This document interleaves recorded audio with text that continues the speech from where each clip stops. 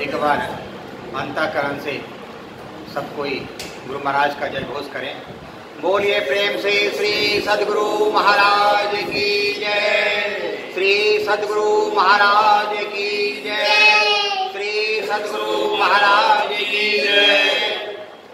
मंगल मूर्ति सद्गुरु मिलवै सर्वाधार, मंगलमय मंगल करना बीनवं बारंबार। ज्ञान उदय ज्ञान घन सद्गुरु शंकरो, नमो नमो बहुभारिणी सकल सुपूजन भो। प्रातः स्मरणीय आनंद घोषित ब्रह्मलीन परमराज महर्षि में ही परमहंस चरण के चरण कमलों में कोटि सा नमन। उनके मस्तिष्क स्वरूप महर्षि संत सेवी स्वामी जी महाराज के चरण कमलों में कोटि सा नमन। उनके हृदय स्वरूप महर्षि साई स्वामी जी महाराज के चरण कमलों में कोटि सा नमन। अन्य महात्मागण के चरण कमलों में कोटि सा नमन। और यहाँ पधारे हुए सभी सत्संगी सज्जन वृंद, माताओं और बहनों के चरण कमलों में कोटि सा नमन। आज हम लोग साप्ताहिक सत्संग में पधारे हुए हैं और अधिक संख्या में हैं। हमको तो ऐसा लगता है कि मैनेजर साहब और डॉक्टर साहब और हमारे जो उनके बिना ये साप्ताहिक सत्संग हम लोग अधूरा समझते हैं। लेकिन जब ये दोनों व्यक्ति की उपस्थिति रहती होती है तो हम अपने आप को साप्ताहिक सत्संग को का पूरा 100% समझते हैं कि आज का जो साप्ताहिक सत्संग है बड़ा ही हितकारी और बड़ा ही लाभकारी और सुखप्रद होता है। यह हमारा अपना दृष्टिकोण है और हमको लगता है सभी का भी दृष्टिकोण होना चाहिए। आज सबसे पहले तो बड़ा सभी विमल भैया बंगला में बड़ा बढ़िया भजन गाए और सत्संगी वृंद भी भजन का प्रस्तुत किए। सत्संग योग में योग साधना की महत्ता पर प्रकाश डाला गया का पाठ हम लोग सुने और मैनेजर साहब रामचरित मानस का बहुत बढ़िया से पाठ किए। बड़ा सुंदर स्वर राग में और स्पष्ट भाषा में रामचरित मानस का पाठ किए, जिसमें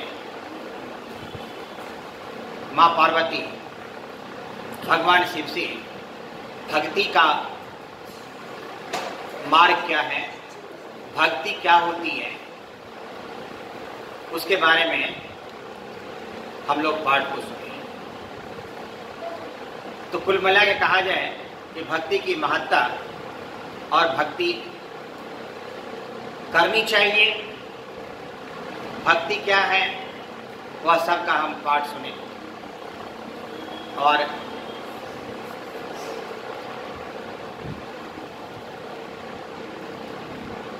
सबसे पहले जो हम लोग यहाँ पधारे हुए हैं, हम बार बार कहते हैं कि ऐसे साप्ताहिक सत्संग में वही पधारते हैं, वही आते हैं जिस पर गुरु महाराज की कृपा होती है।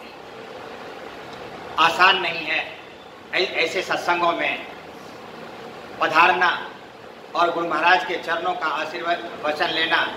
ये सबके संयोग की बात नहीं है, ये बिना गुरु के कृपा के बिना संभव नहीं। बिना गुरु के जीवन जो है का उद्धार होना संभव नहीं है। इसे रामचरितमानस पाठ की कड़ी में जो भक्ति का है, उसी भक्ति में काकभूषण जी महाराज गरुड़ जी महाराज को संवाद करते हैं और वह कहते हैं कि भक्ति बिनु गुण सब सुख कैसे, भक्तिहीन गुण सब सुख कैसे, लवन बिना सब व्यंजन जैसे। कहता भक्ति के बिना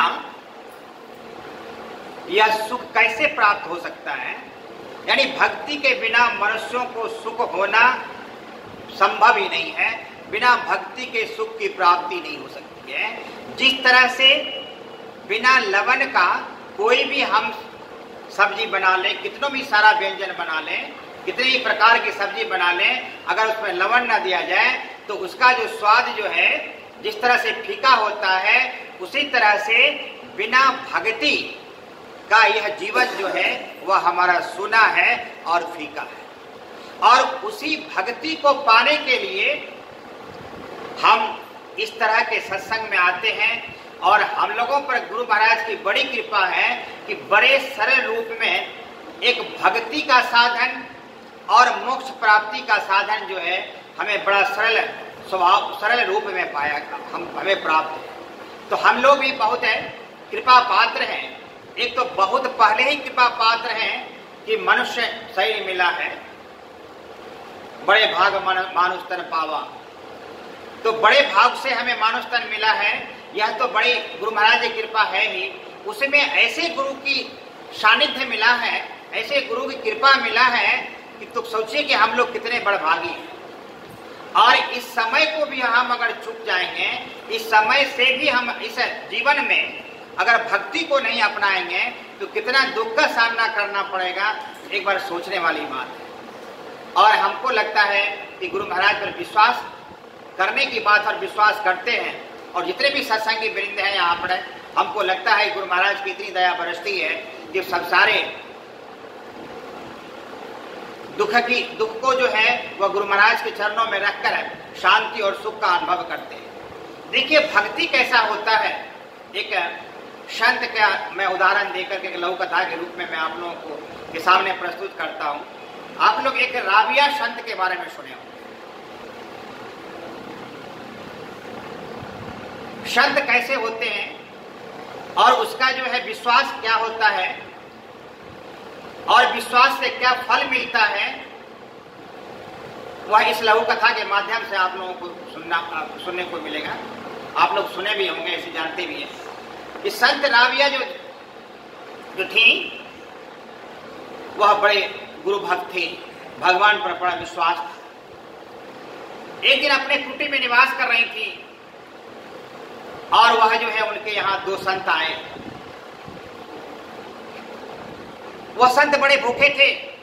वह बोले कि जाएंगे संत की कुटिया में तो बड़ा पाक और शुद्ध भोजन प्राप्त होगा। उस उद्देश्य से जो है वह उनके कुटी में आए। वह संत जब आए तो जब वह तो समझ गई संत थी, उनके पास मात्र दो रोटियां थी और अब उसके पास अधिक रोटियां थी नहीं। तो उन संतों को जो है वह दो रोटी दोनों संतों को दी है। और जैसे ही संत बस उस रोटी को बस भगवान के भोग लगाकर वह लेना ही चाह रहे थे कि एक फकीर वहां आ गए। फकीर भी वह जो है राबिया संत से बोले कि हमें कुछ बड़ी भूख लगी है, कुछ खाने को दे दें।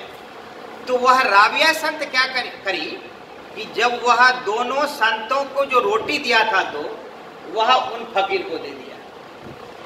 अब सोचिए कि एक संत आए, उनके सामने से रोटी लेकर के दूसरे फकीर को दे देना। अब बड़ा इस लोग असमंजस में पड़ गए। वो फकीर दो रोटी लेके चले गए और इनका तो थाली बिल्कुल खाली हो गया। और जैसे ही उधेड़-बुन हो रहा था दोनों संतों को, एक वहां से साध्वी आई, एक पॉट में, एक बर्तन में कुछ भोजन सामग्री लेकर के और राबिया संत को प्रदान करी। तो उसमें वह देखी कि वह मात्र 18 रोटी। तो वह जो थी, कोई साध्वी जो रोटी लेके आई तो उसको बोलो कि भाई रोटी लेके जाओ, ये रोटी हमारा नहीं है, ये रोटी 18 रोटी लेके चले जाओ। संत वहां पर ऐसे पूरा खाली पत्ते पर बैठे हुए, खाली थाली में बैठे हुए, और वह कह दिए 18 रोटी होने के बावजूद कि आप ये मेरा रोटी नहीं है, आप लेके चले जाओ। और वह रोटी लेके वापस चली गई। संत बैठे हुए हैं, संत राबिया संत बैठे हुए हैं, अधेड़ पुन की स्थिति है। अब क्या हो रहा है, अब सुनिए। उसके बाद तत्पश्चात कुछ क्षण में लौटी, वही जो है साध्वी वह लौटी एक बर्तन में। तो राबिया देखती है क्या कि वो 18 रोटी की जगह पर 20 रोटी थी, और 20 रोटी जो है, जैसे ही वह 20 रोटी मिला तो वह दोनों संतों को 10-10 रोटी दे दिया। अब दोनों संत जो है उस रोटी को खा लिए, लेकिन उसके मन में प्रश्न था कि ऐसा कैसे हुआ कि आप तो हमारे 2 रोटी जो दिए थे पहले तो आप फकीर को दे दिए, और उसके बाद जब 18 रोटी जब आई तो उनको भी आपने लौटा दिए। उसने कहा कि हम ग्रंथों में पढ़े हैं कि भगवान जो है जब किसी को 1 देता है तो उसको 10 मिलता है। भगवान जब किसी को जब कोई 1 देता है तो उसको 10 मिलता है। तो जब वह साध्वी हमारे 18 रोटी लेकर आई तो हम सोचे कि 18 रोटी नहीं, भगवान गलत कर ही नहीं सकते, भगवान की गणना गलत हो ही नहीं सकती है, वह 1 के बदले में 9 दे ही नहीं सकता है। तो हमने कहा कि ना, ये मेरी रोटी नहीं है, भगवान का भेजा हुआ रोटी नहीं है, आप इसलिए हम लौटा दिया। और तुरंत देखिए, भगवान की जब बात होती है, ग्रंथों की बात होती है, भगवानों की बात होती है, तो 1 के बदले में 10 आता है।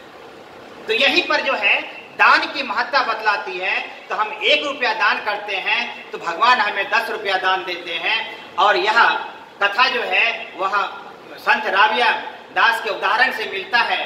तो वह दोनों संत जो है वह अपना तृप्ति वह 10 रोटियां खाकर किए और संत राबिया से आशीर्वाद लेकर के फिर वह प्रस्थान किए। तो ये होता है भक्ति, ये होते हैं संत।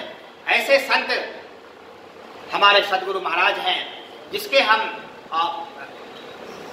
शिष्य हैं। तो ये बहुत बड़ी बात है और बहुत बड़ा आशीर्वचन किए हुए हैं। इसी तरह की विश्वास रखना हम लोगों को बहुत जरूरी है कि हम ऐसे संत के संतान हैं जो कि हमें जो है वह हमसे गलत काम ना हो, हम झूठ ना बोलें, हम नशा ना करें, हम चोरी ना करें, हमसे कोई पाप ना हो, इसका हमेशा ध्यान रखें और अपने आप को गुरु महाराज के चरणों पर समर्पित करें। तो यह पहला उद्देश्य है। और गुरु महाराज जो हमारे बताए हैं 4 साधना, बड़े सरल रूप में जो बताए हैं, मानस जप, मानस ध्यान, दृष्टि साधन और षोडश शब्द योग, जो कि अभी सत्संग योग में जो आया कि जब हम नाद करते हैं तो किस तरह के शब्दों का करते हैं, तो उतनी तो क्षमता हम लोगों में है नहीं, वहां तक पहुंच पाना इस शरीर में संभव है कि नहीं गुरु महाराज ही जाने, लेकिन प्रयास करना चाहिए। और कम से कम हमें जो मंत्र जाप, जो मानस जप है और मानस ध्यान है, यही दोनों को हम अगर हम पूर्ण रूपेण और तल्लीनता के साथ करेंगे तो हमें शब्द दृष्टि योग और शब्द साधना में भी प्रगाढ़ता मिलेगी और उनको भी प्राप्त करेंगे। और हमारा जो इहलोक और परलोक, हमारा जो जीवन इहलोक में भी और परलोक में भी हमारा सुख शांति होगा। और फिर हमारा जो ये जीवन है, जो जन्म चक्र जो हम मृत्यु लेते हैं और जो जन्म लेते हैं, तो ये सबसे बड़ा कष्ट दुनिया में ही है, जन्म लेना और मरना। इस चक्र से चक्र से हमें छुटकारा मिल जाएगा और हम मोक्ष को प्राप्ति कर सकते हैं। और जहां से हम आए हुए हैं, जिस ईश्वर के संतान हैं, उस ईश्वर में मिलकर हमारा जीवन जो है वह धन्य धान से पूर्ण हो जाएगा। तो ये हमारे गुरु महाराज की कृपा है। गुरु महाराज की ख्याति कहाँ कहाँ नहीं होती है। आज देखिए हमारा श्री महर्षि जोगानंद जी महाराज, महर्षि वेदानंद जी महाराज, महर्षि हमारे संत गुरुश्री महाराज, कितने संत हमारे हैं जो एकदम अपने देश में हमको लगता है कि संत ना होता तो जल जाता संसार। अभी कितना हमेशा वार्षिक, जिला वार्षिक और अधिवेशन होते रहता है, उससे लोगों को कितना ज्ञान मिलता है। तो और गुरु महाराज से कितना मैंने पुण्य है, कितना कर्म है, कितना कठिन मेहनत है गुरु महाराज का हम लोगों के पीछे, इस समाज को, इस देश को उद्धार करने का। तो ये बहुत बड़ी बात है। और हम लोग को जहां भी रहें सत्संग करते रहें, गुरु जाप और गुरु मंत्र को छोड़े नहीं, मानस जप को करते रहें, जिससे हमारा जो है कल्याण होगा और हमारा जीवन का उद्धार होगा।